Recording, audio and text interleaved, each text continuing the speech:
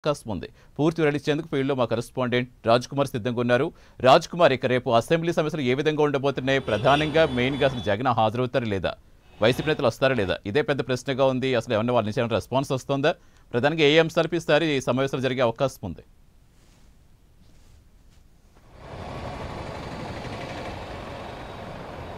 ముఖ్యంగా సతీష్, ఏదైతే ఇటు వైఎస్ఆర్ కాంగ్రెస్ పార్టీకి సంబంధించినటువంటి ఎమ్మెల్యేలు అదేవిధంగా ఎమ్మెల్సీలు రేపటి నుంచి కూడా ఏపీ అసెంబ్లీ సమావేశాలు ప్రారంభం కానున్నటువంటి నేపథ్యంలో ఇప్పటికే రాష్ట్ర వ్యాప్తంగా ఉన్నటువంటి 175 నియోజకవర్గాల నుంచి ఎమ్మెల్యేలందరూ కూడా అమరావతి ప్రాంతానికి ఒక్కొక్కరిగా చేరుకుంటున్నటువంటి పరిస్థితి ఉంది. ఈ క్రమంలో వైఎస్ఆర్ కాంగ్రెస్ పార్టీకి సంబంధించినటువంటి ఎమ్మెల్యేలంతా కూడా రేపు అసెంబ్లీకి హాజరవుతారా, మరియు కౌన్సిల్ సభ్యులంతా కూడా ఏదైతే కౌన్సిల్కు హాజరవుతారా లేదా అనేది పెద్ద ప్రశ్నగా మారింది.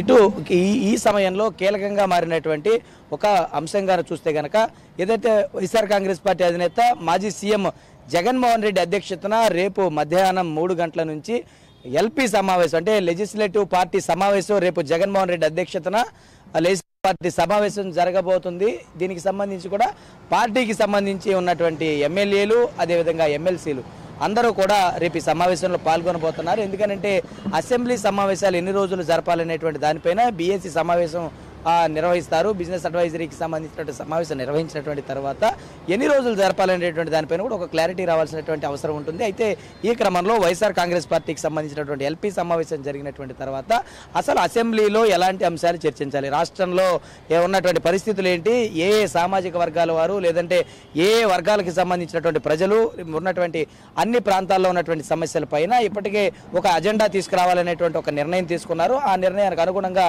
అసెంబ్లీలో ఏ అంశాలను ప్రస్తావిస్తారనేది కొంత వేచి చూడాల్సినటువంటి అవసరం ఉంది. మరొకవైపు ప్రభుత్వం మాత్రం చాలా పారదర్శకంగా 175 మంది ఎమ్మెల్యేలను కూడా అసెంబ్లీకి రావాలని కోరినటువంటి తరుణంలో ప్రతి ఒక్క ఎమ్మెల్యే కూడా ఎవరు అసెంబ్లీకి వచ్చినా సరే మాట్లాడేటువంటి సమయం కేటాయిస్తామని గతంలోనే స్పీకర్ చెప్పారు. కానీ ఇక్కడ ఒక అంశాన్ని కనుక చూస్తే జగన్మోహన్ రెడ్డి మాత్రం ఈ 5 నిమిషాలు 10 నిమిషాలు మాత్రం నాకు ఏమాత్రం కూడా సరిపోదు, అంటే ఒక సాధారణ ఎమ్మెల్యేగా కాకుండా, అంటే మిగిలినటువంటి వారి ఎమ్మెల్యేలతో కాకుండా తనకు కొంత ప్రత్యేకమైనటువంటి సమయం, అంటే ఏ పార్టీ కూడా ప్రస్తుతం ప్రతిపక్ష హోదాలో లేదు కాబట్టి ఆ ప్రతిపక్ష హోదా అనేటువంటి అంశం ప్రస్తుతం కోర్టులో నలుగుతూ ఉంది. ఈ క్రమంలో ఈ ప్రతిపక్ష హోదా అంశం ఉంది కాబట్టి కోర్టులో మరి జగన్ కనుక అసెంబ్లీకి రావాలంటే తనకు ఖచ్చితంగా కొంత సమయం ఇవ్వాలంటే ఒక నాయకుడిగా అయినా సరే గుర్తించి, గతంలో మాజీ ముఖ్యమంత్రిగా చేశారు, ఒక పార్టీకి సంబంధించి అధినేతగా ఉన్నారు, ఒక 11 మంది సభ్యులు కూటమి పార్టీలు అధికారంలో ఉన్నాయి కాబట్టి అధికారంలో లేనటువంటి పార్టీ ఎంతో కొంత ప్రతిపక్ష పార్టీగానే చూడాలి. దానికి ఒక అధినాయకుడిగా నేనున్నాను, నాకు కొంత సమయం కనుక ఇస్తే ప్రజలు పడుతున్నటువంటి సమస్యలు, ప్రజలు పడుతున్నటువంటి ఇబ్బందులన్నీ కూడా నేను ప్రభుత్వం దృష్టికి తీసుకొస్తున్నాను. కానీ ప్రభుత్వం మాత్రం ఇంకా ప్రతిపక్ష హోదాకి సంబంధించి క్లారిటీ రాలేదు కాబట్టి ఒకవేళ నిజంగా వస్తే కనుక దానికి సంబంధించినటువంటి ప్రొసీడింగ్స్ ఏదైనా ఉంటే శాసనసభ స్పీకర్ దాన్ని చూసుకుంటారు. కానీ ప్రస్తుతం మాత్రం ఒక పులివెందుల ఎమ్మెల్యేగానే మాత్రమే మేము తనని చూస్తాము. ఏ అసెంబ్లీ నియోజకవర్గంలో సమస్య ఉన్నా లేదంటే రాష్ట్రంలో ఎక్కడ సమస్యలు ఉన్నా జగన్మోహన్ రెడ్డి ఖచ్చితంగా దానిపైన చర్చించేటువంటి అవకాశం ఉంటుంది. దాన్ని అసెంబ్లీలో తీర్మానించవచ్చని అసెంబ్లీకి సంబంధించినటువంటి స్పీకర్లు ఇద్దరు కూడా అటు శేఖర్ చెప్పినటువంటి నేపథ్యంలో ఇప్పుడున్నటువంటి తరుణంలో మరి రేపు జగన్మోహన్ రెడ్డి అసెంబ్లీకి వస్తారా లేదా అనేది ఇప్పుడు పెద్ద చర్చగా మారింది. ఇప్పటికే ఎల్పీ సమావేశం నిర్వహించినటువంటి తర్వాత దానిపైన ఒక క్లారిటీ వచ్చే అవకాశం అయితే కనపడుతుంది.